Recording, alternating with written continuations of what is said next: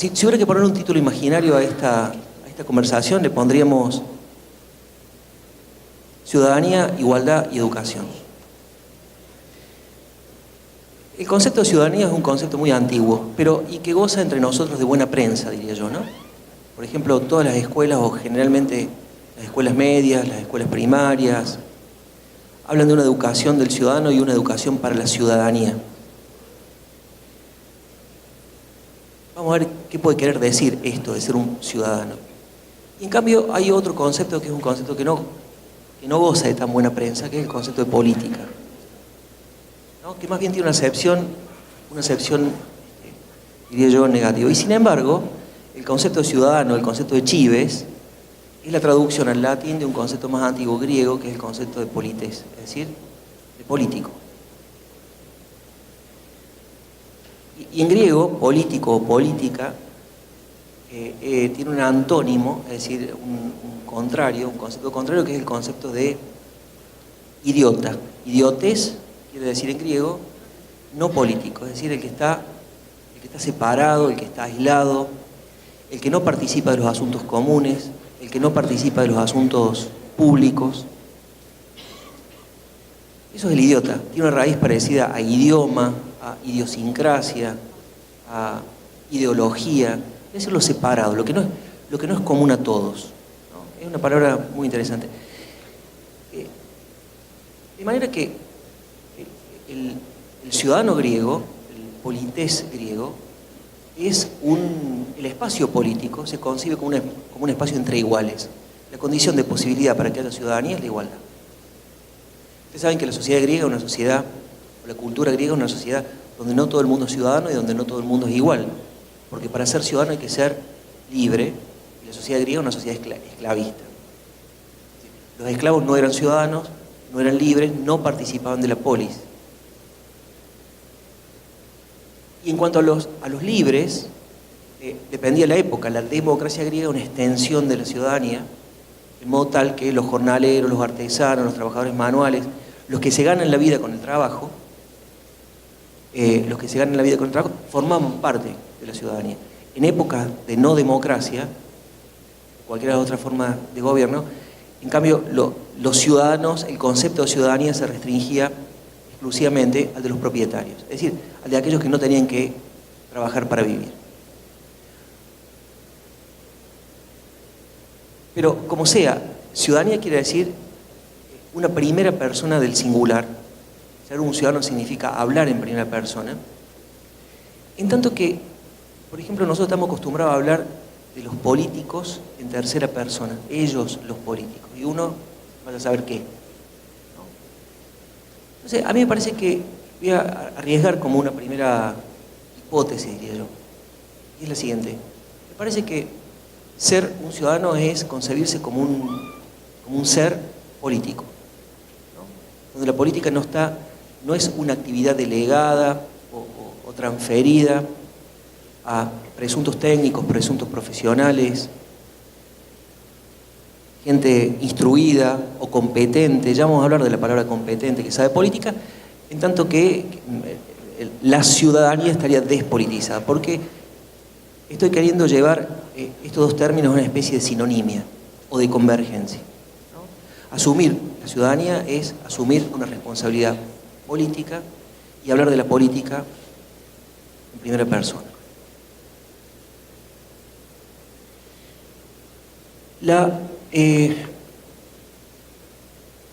El concepto de política, por lo tanto, de ciudadanía, nos remite al concepto de igualdad. El concepto de igualdad es un concepto, creo yo, ¿no? Es un concepto que no está dado. No es que seamos iguales, por más que hay enormes corrientes, ilustres corrientes de filosofía de la educación y de filosofía política que habla de una igualdad por naturaleza, ¿no? Pero a mí, en mi opinión, la igualdad es una construcción, no es un dato, no es algo que esté ahí. Y tampoco creo que la igualdad sea algo que pueda ser demostrado, o algo que pueda ser, deducido, o algo que puede ser comprobado. como un dato. Me parece que la igualdad es una invención. Me parece que la igualdad es un invento de la imaginación radical. Y que, a su vez, es un concepto que aloja un litigio. Esto quiere decir, no es transparente lo que sea la igualdad. Es un concepto matemático, un concepto jurídico, es un concepto filosófico, es un concepto político. Pero sin embargo no es obvio, ni claro, ni transparente lo que es la igualdad. Y por lo tanto, me parece que siempre que nos enfrentamos al concepto, o las generaciones tienen que resignificar el término y dotarlo de sentido. Entonces, si no es algo que está dado por naturaleza, como hipótesis, si no es algo que puede ser demostrado, si no es algo que deduzco yo como si fuese un teorema, la igualdad es una conquista. La igualdad es un resultado de un proceso histórico, o como si ustedes quieren, de la voluntad humana. A su vez, el concepto de política y el concepto de ciudad, ya vamos a volver al concepto de igualdad, solamente quería introducir. A su vez, el concepto de política y el concepto de ciudadanía nos lleva a lo que tal vez sea el corazón de la reflexión sobre la política, que es el concepto de poder. El concepto de poder. Todas las relaciones humanas son, desde mi punto de vista, relaciones de poder. Y ya vamos a interrogar o tratar de interrogar brevemente qué significa el poder en el aula, ¿no? Porque me parece que la educación, digamos, el vínculo educativo es un vínculo que involucra el poder y que puede ser concebida la educación como un ejercicio del poder para la dominación y para el, entre comillas, embrutecimiento, o el vínculo humano en el aula, el vínculo educativo puede ser una práctica emancipatoria. Y vamos a ver también qué esto de práctica emancipatoria.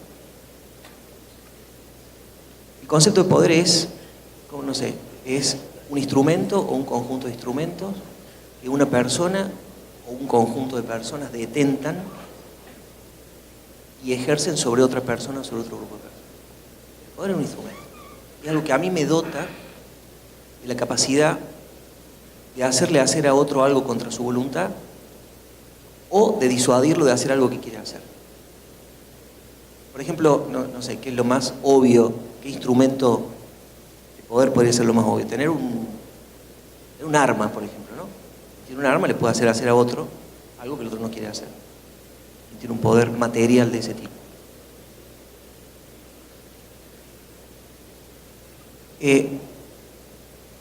Pero no es la única forma de ejercer el poder ni de tener poder, ¿no? Los clásicos habían hecho una tipología del poder que era más amplia. Por ejemplo, ¿qué otra cosa dota de poder a una persona o a un grupo de personas que no sean las armas? Por ejemplo, el poder de un Estado, en última instancia, por una fuerza armada, no porque la use permanentemente, pero porque es un recurso en última instancia para hacer ejecutar una ley. Exactamente, la segunda forma de poder es lo que los clásicos llaman poder económico, ¿no? El poder económico es el poder de los que tienen plata respecto a los que no tienen plata. Y como todos sabemos, los que tienen plata pueden hacer los que no tienen plata cosas que los otros no. Por ejemplo, pueden comprar su trabajo en un mercado de trabajo. Pero hay, y es muy interesante, digamos, por ejemplo, en toda la tradición marxista, esta forma de ejercicio del poder es la que subordina a todas las otras. Es decir, lo central, lo esencial del poder es la propiedad privada. Pero hay otra forma de poder también que me parece que es muy interesante, que por supuesto no están separadas de esta forma de poder. Analíticamente la estoy separando, pero suelen superponerse. Hay una tercera forma de poder, que es lo que clásicamente se llama el poder ideológico. El poder ideológico. Y el poder ideológico es, en principio, el poder que detentan los que saben sobre los que no saben. El poder, por ejemplo, los filósofos políticos radicales que hacían un análisis del poder, cuando hablan de poder ideológico, se referían estrictamente a un sector o a una casta que eran los curas, ¿no? Los religiosos ejercen un poder que es ideológico sobre las conciencias. ¿Qué es lo que quiere decir ejercer un poder ideológico sobre las conciencias? Infundirle representaciones, temores, esperanzas, comportamientos, conductas, sin que eso signifique tener plata y sin que eso signifique tener un arma. Por la palabra o por las ideas o por lo que ustedes quieran. Actualmente me parece a mí que, bueno, ¿quiénes ejercen poder ideológico? Vamos a decir los intelectuales. No sé, ahora menos que antes, pero si uno piensa, por ejemplo, que en los años 70 hubieron muchísimos escritores intelectuales desaparecidos y asesinados, eso no es porque estaban jugando, era porque había un poder real que ponía en cuestión un conjunto de estructuras y que hizo reaccionar, digamos, a aquello que estaba siendo puesto en cuestión. Si no hubiera sido un poder real, no hubiera sido necesario una reacción con esa magnitud de violencia. Los periodistas ejercen un poder ideológico, me parece hoy muy fuerte. Es decir, ¿qué quiere decir ejercer? Hacen creer a otros lo que ellos quieren que crean. Tienen las herramientas para hacerlo. Y me parece que también los maestros y los educadores ejercemos un poder ideológico. Digamos, un poder enorme, el poder de la educación. Sobre los niños, mientras más niños, mayor es ese poder, pero no solamente.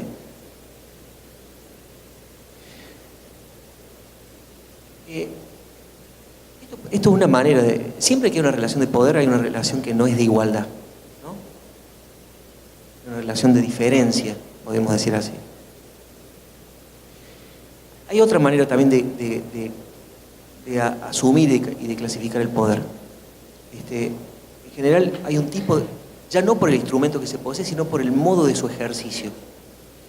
Por ejemplo, los clásicos, cuando digo los clásicos de Aristóteles, ¿no? Aristóteles decía que hay un tipo de, hay un uso y un ejercicio del poder que lo llama poder despótico.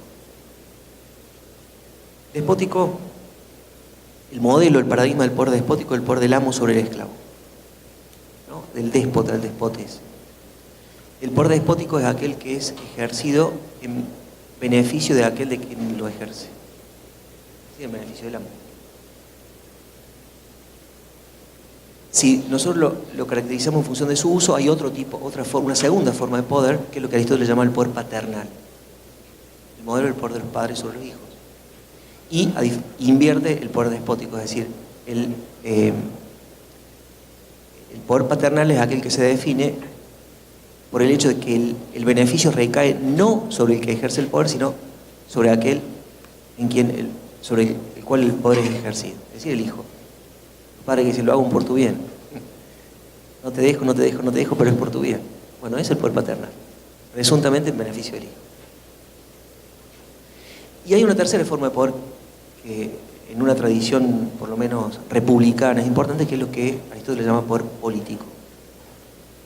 El poder político no es el del déspota sobre el esclavo en beneficio del déspota, en beneficio propio, no es del padre sobre el hijo en beneficio del hijo, sino es el poder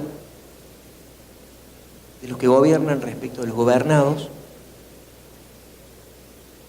en la medida, y el sentido de ese poder es el bien, no de los gobernados, no de los gobernantes, sino el bien común. Y a diferencia de los otros dos, no afecta la igualdad. Es decir, el poder político es un poder que no destruye, no lesiona la igualdad.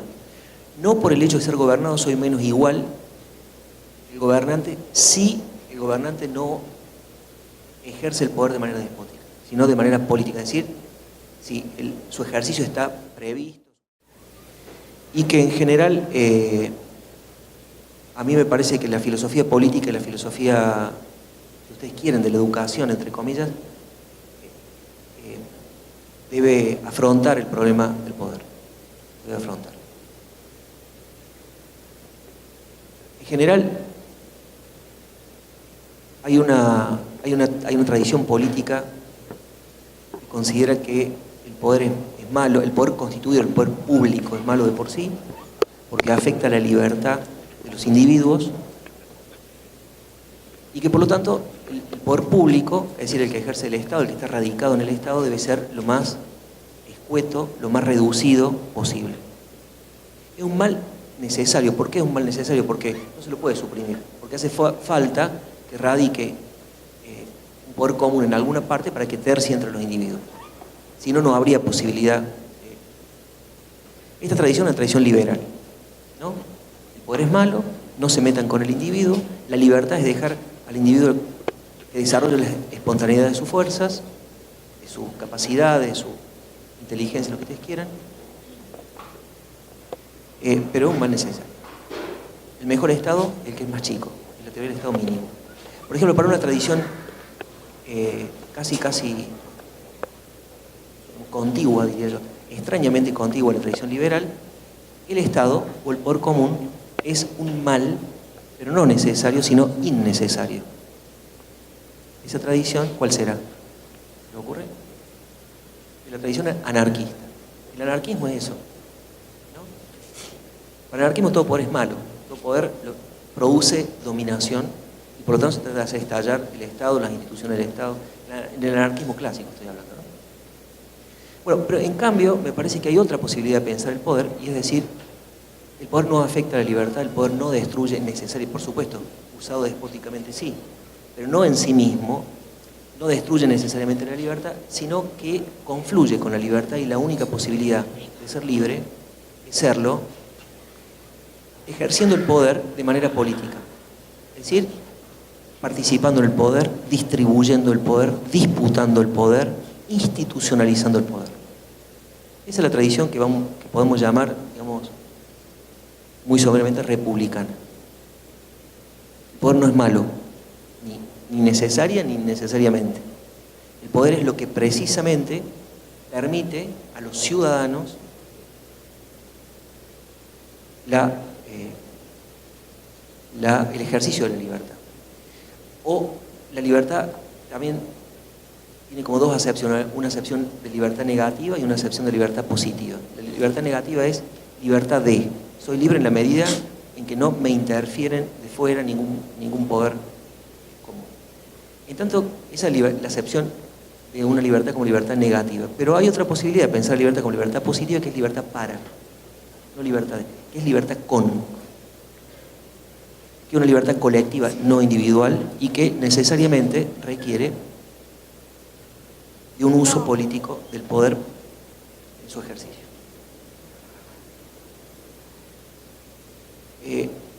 A mí me parece más interesante esta segunda acepción, a mí en particular. Creo que la tradición liberal es una tradición importante, es una gran conquista del espíritu humano, y tiene como resultados que son ineludibles, sin los cuales no podemos prácticamente pensarnos. Por ejemplo, el núcleo filosófico del liberalismo son los derechos humanos, y su manifiesto es la Declaración Universal de los Derechos Humanos. ¿Qué quiere decir esto? Quiere decir que ningún poder constituido puede afectar ciertos derechos, que vamos a ver cuáles son, podemos discutir cuáles son, que tiene el individuo no por lo que haga o por lo que deje de hacer, sino por el simple hecho de ser un individuo. Por el hecho de estar vivo, de haber nacido, de tener un cuerpo, de ser una presencia, todo individuo tiene ciertos derechos que nadie puede lesionar. Ese es el núcleo de los derechos humanos, de la tradición liberal. Es una conquista del liberalismo. Es muy interesante porque los derechos humanos como núcleo de la tradición liberal son derechos individuales, y son derechos que se piensan contra o para mantener a resguardo del Estado de un abuso de autoridad, de un abuso de poder, etcétera, etcétera, en la historia, ¿no? Contra los estados despóticos, contra las monarquías absolutas. Es ahí el contexto, el barro del que nace esta perla de los derechos humanos, sin la cual, insisto, es muy difícil pensar nuestras democracias.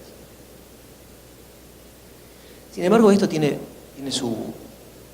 Y por ejemplo, otro gran derecho, otra gran conquista liberal es la de la libertad de expresión. La libertad de expresión. Pensar lo que se quiere, decir lo que se piensa. La libertad de palabra. Es decir, no ser pasible de una persecución por los poderes públicos, por parte de los poderes públicos, por el hecho de hacer un uso verbal de las ideas, ¿no? El libre examen, que se llama la circulación, lo que estamos haciendo, por ejemplo, ahora.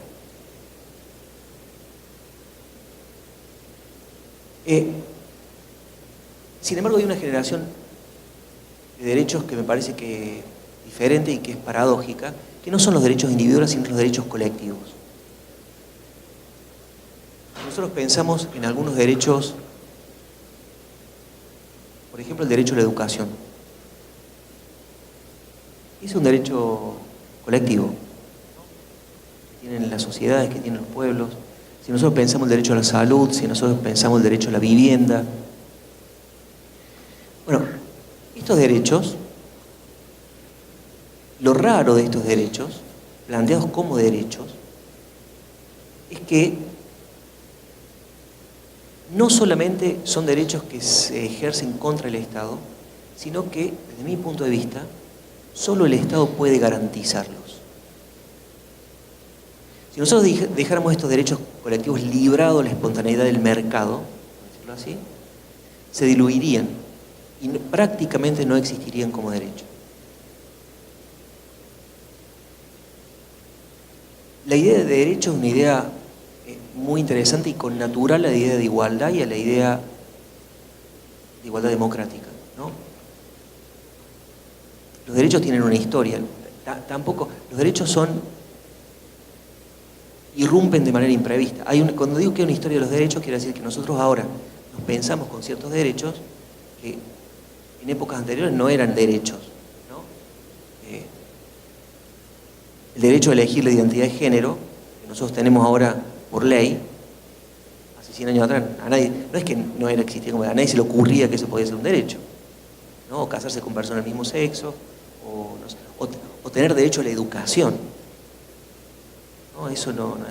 Por eso los derechos son históricos, se van formando, se van forjando socialmente, se ejercen y después impactan en la ley, y acá quiero introducir otra palabra que es lo que vamos a volver, son reconocidos, ¿no? El concepto de reconocimiento es un concepto fundamental.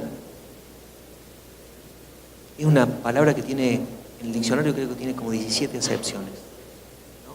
Uno puede reconocer a alguien en una multitud, uno puede reconocer una voz, uno puede reconocer una deuda, un hijo, uno puede reconocer la autoridad o desconocerla. El reconocimiento es muy importante y los filósofos de la política más actuales están vinculando el concepto de reconocimiento al concepto de justicia. La justicia como reconocimiento es una forma alternativa a la justicia distributiva o redistributiva, que es puramente económica, ¿no? Alternativa no quiere decir contraria, quiere decir complementaria, es decir, activa una dimensión de la justicia que la justicia distributiva, puramente económica, no considera. Y que afecta al lenguaje, afecta a las prácticas, afecta a una cantidad de cosas.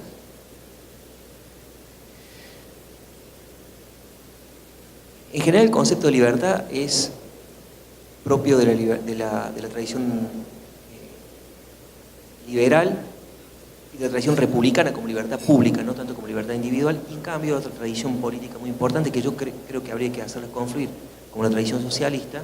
Esta libertad tiene por condición de posibilidad la igualdad económica. No hay posibilidad de ser liberal si somos neoliberales. Es decir, si dejamos... El mayor enemigo del liberalismo es el neoliberal.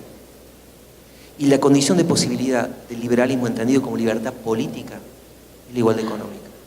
¿Por qué? Porque la igualdad económica es lo que permite acceder a ciertas condiciones materiales de enunciación, primero de formación de ideas, de enunciación de ideas, que es lo que nos hace libres. Si no hay igualdad económica, lo único que hay es imposición, es dominación de los que tienen poder y de los que tienen dinero. Entonces me parece a mí que digamos, la tarea democrática ha sido siempre conjugar estos dos conceptos antiquísimos, ¿no? Son los conceptos de igualdad y de libertad, que no son en absoluto contradictorios, y que me parece que todos nosotros tenemos en el tránsito democrático en el que estamos, la tarea de ver cómo hacer para que no se trata de optar por una o por otra. Tomemos, por ejemplo, el caso de la libertad de palabra. La libertad de palabra, que es una conquista, como decía, del liberalismo, necesariamente tiene que conjugarse con lo que yo llamaría la igualdad de palabra. Si no hay, ¿qué quiere decir igualdad de palabra? Que todo el mundo tenga las mismas posibilidades de exponer sus ideas, de formarse, de hablar, ¿no? Distribuir los dispositivos del lenguaje en la sociedad de masa. Porque si hay un monopolio, no hay libertad de palabra, hay imposición de los que tienen plata. La condición de posibilidad de la libertad es la igualdad, ¿no? Son maneras diferentes de decir lo que quería decir. Bueno, dicho esta pequeña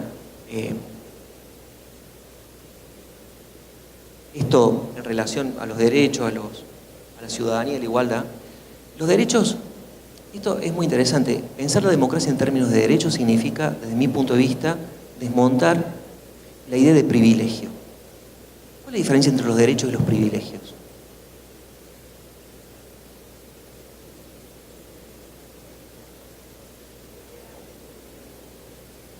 Exactamente. El concepto de derecho es, por definición, universal, ¿no? Por más que su implementación como derecho universal sea una dificultad. Pero teóricamente el derecho, digamos, tiene por núcleo la universalidad. En tanto que el privilegio es normalmente sin otros, contra otros, a costa de otros, presupone que haya otro fuera del ámbito privilegiado para que los privilegios se mantengan, ¿no? Entonces, desde ese punto de vista, me parece también que en un sentido político, ya vamos a ir tal vez a la cuestión que me interesa más, que la igualdad en la educación, pero en un sentido político, lo que llamamos democracia es nuestro mito, ¿no? No en un sentido peyorativo de la palabra mito, sino en un sentido antropológico. Es decir, mito es un significado, un conjunto de significados que traza un horizonte de sentido fuera del cual prácticamente no podemos pensar, ¿no?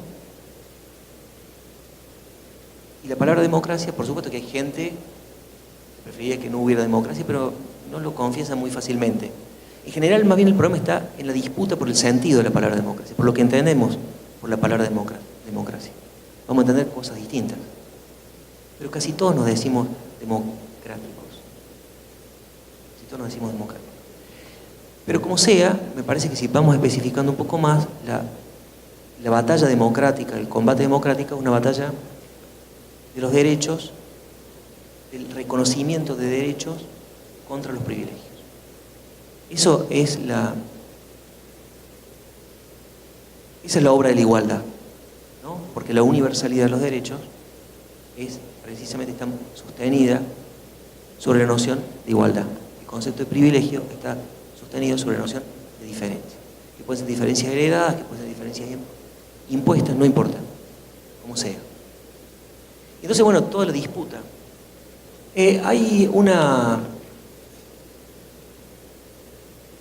pregunta que me gustaría hacerme. Dejemos esto como fondo que deliberadamente desordenado, si se quiere. Son conceptos como muy básicos me parece, de lo que nos toca pensar para tratar de pensar el concepto de igualdad en la educación. ¿Y qué significa la igualdad en la educación? ¿Qué significa, y sobre todo una pregunta que a mí me parece fundamental, qué significa una educación para la democracia?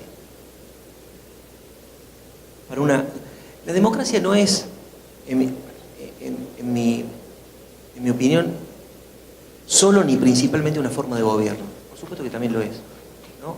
Es un conjunto de procedimientos, uno de los cuales es el voto, que consagra legítimamente a quienes están dotados del derecho a gobernar, etc.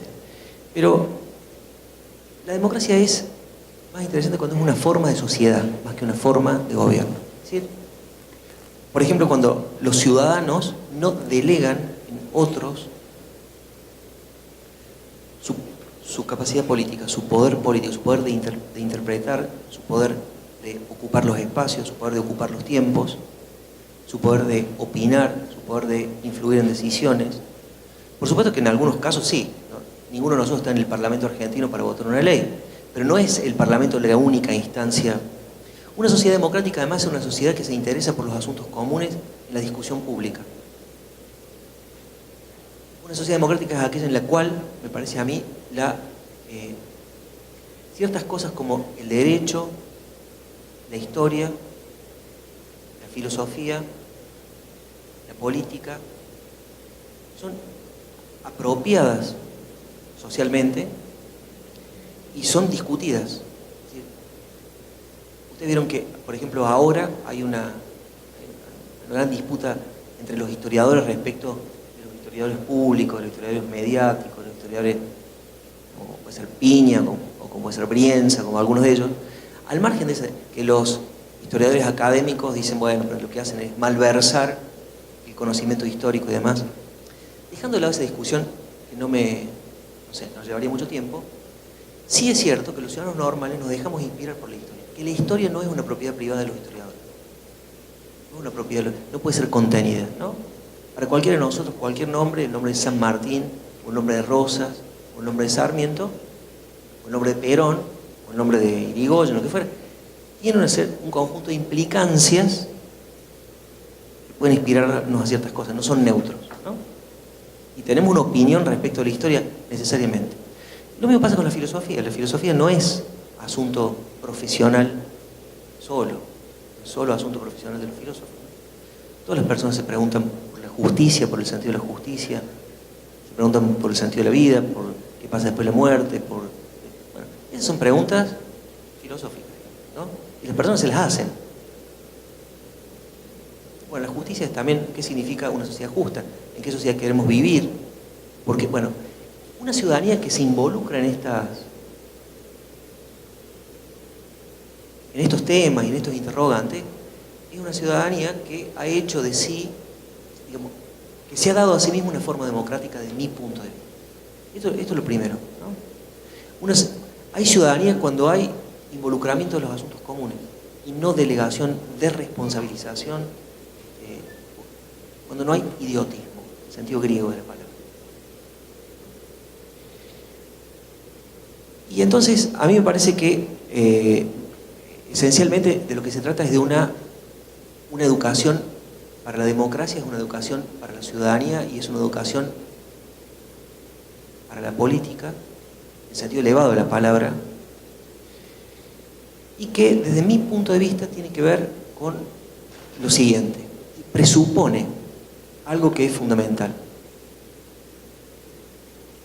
Voy a citar, yo no voy a dar nombres, pero seguramente muchos de ustedes conocen un nombre célebre en la reflexión contemporánea de la educación, que es el de Jacques Rancière, que escribió un librito que se llama El Maestro Ignorante, que me parece que ha sido muy estimulador de un conjunto de discusiones y de debates, ¿no? Y lo que Jacques, bueno, ya no lo menciono más, le robo todas las ideas, quiero decir que no, lo menciono una vez para decir que no es una cosa que esté diciendo yo, pero Rancière, lo que él dice es que esencialmente la educación comienza, si no es una educación para el embrutecimiento, sino para la emancipación, la educación comienza con un reconocimiento. Acá está la palabra reconocimiento. Con el reconocimiento de la igualdad de las inteligencias.